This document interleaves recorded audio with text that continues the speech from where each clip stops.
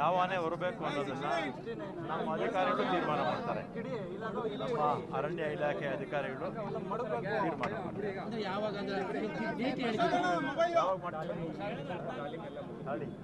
ಈಗ ತರಬೇತಿ ತಾಲೀಮು ಎಲ್ಲ ಮುಗಿದ ಮೇಲೆ ಯಾವುದು ಬಿಟ್ಟಿರುತ್ತೆ 100% 9 ಆನೆಗಳು ಗಲಾಟೆಗೆ ಸಂಬಂಧಪಟ್ಟಂತೆ ಏನು ಮುನ್ನೆಚ್ಚರಿಕೆ ವಹಿಸ್ತಾ ಇದ್ದೀರಾ? ಯಾವುದ್ರ ಬಗ್ಗೆ? ಅನ್ನೂರಿನ ಗಲಾಟೆಗೆ ಸಂಬಂಧಪಟ್ಟ ಯಾವ್ದಾದ್ರು ಸೆಲೆಕ್ಟ್ ತರ ಇದೆ. ಗಲಾಟೆ ಬಗ್ಗೆ CIDಗೆ ತನಿಖೆ ಕೊಟ್ಟಿದ್ದೀವಿ, ಎಲ್ಲ ಕೇಸುಗಳು ಕೊಟ್ಟಿದ್ದೀವಿ. ನಮ್ಮ ಅರಣ್ಯ ಇಲಾಖೆಯ ವೈಲ್ಡ್ ಲೈಫ್ ಆ್ಯಕ್ಟಲ್ಲಿ ಆಗಿರ್ತಕ್ಕಂಥದ್ದು ನಮ್ಮ ಅರಣ್ಯ ಇಲಾಖೆಯವರೇ ತನಿಖೆ ಮಾಡ್ತಾರೆ.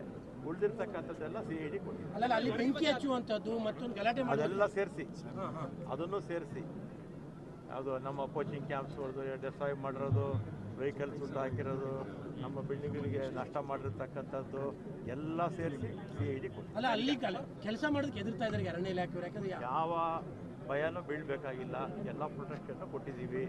ನಾನು DIG ಅವ್ರಿಗೆ ಮಾತಾಡಿದ್ದೀನಿ, SP ಅವ್ರಿಗೂ ಹೇಳಿ ಈಗಾಗಲೇ ಅವರು ಇನ್ಸ್ಟ್ರಕ್ಷನ್ಸ್ ಕೊಟ್ಟಿದ್ದಾರೆ. ಯಾವ ಭಯ ಭೀತಿ ಇದೆ ನೋಡಿ, ಪ್ರಪಂಚ ಇರಬೇಕಾಗಿದ್ದರೆ ಅರಣ್ಯ ಇರಬೇಕು ಅಲ್ವಾ? ಅರಣ್ಯದಲ್ಲಿ ವನ್ಯಜೀವಿಗಳು ಅಲ್ಲೇ ವಾಸ ಮಾಡೋದು ಅಲ್ವಾ? ಮತ್ತು ಅರಣ್ಯನೂ ಉಳಿಬೇಕು. ಅದೇ ರೀತಿ ನಮ್ಮ ಇಲಾಖೆಯಿಂದ ಅನಾವಶ್ಯಕವಾಗಿ ಸಾರ್ವಜನಿಕರಿಗೆ ತೊಂದರೆ ಅದಕ್ಕೂ ಇದಕ್ಕೆ ಸಂಬಂಧ ಇಲ್ಲ. ಅದೇ ಬೇರೆ ಇದೆ ಬೇರೆ ಕೊಟ್ಟಿದ್ದಾರೆ. ನಮ್ಮ ಚೀಫ್ ಸೆಕ್ರೆಟರಿಗೆ ಹೋಗಿರುತ್ತೆ, ಚೀಫ್ ಸೆಕ್ರೆಟರಿಯಿಂದ ಮುಖ್ಯಮಂತ್ರಿಗಳಿಗೆ ಹೋಗಿರುತ್ತೆ. ಆದರೆ ಇದೇ ಬೇರೆ ಅದೇ ಬೇರೆ, ಒಂದಕ್ಕೊಂದು ಸಂಬಂಧ ಇದೆ.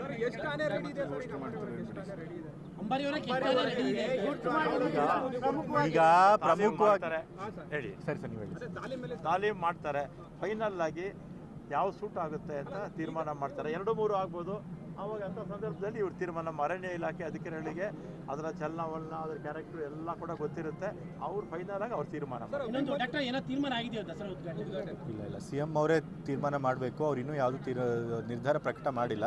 ಅವ್ರು ಪ್ರಕಟ ಮಾಡಿದಾಗ ಖಂಡಿತ ಥ್ಯಾಂಕ್ ಯು.